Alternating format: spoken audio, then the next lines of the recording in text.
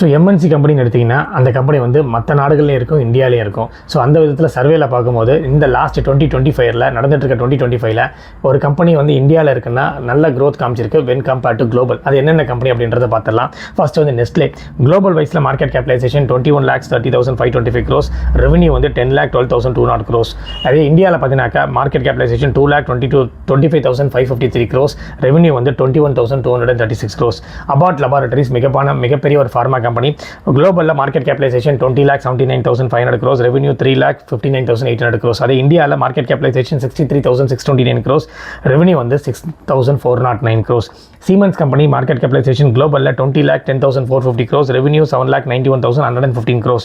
அதே இந்தியாவில் market capitalisation 1,12,681 crores, revenue வந்து 23,165 crores. Linde company market capitalisation குளோபலில் 19,53,995 crores, revenue 2,92,952 crores.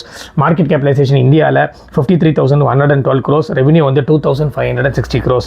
Unilever, Hindustan Unilever கேள்விப்பட்டிருப்பீங்க. குளோபலில் யூனிலிவர்னு சொல்லப்படுது. Market capitalisation 12,81,630 crores, revenue 5,83,310 crores.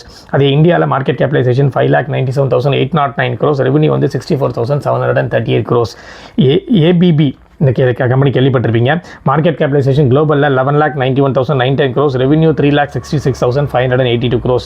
அது இந்தியாவில் market capitalisation 1,09,814 crores, revenue 12,584 crores.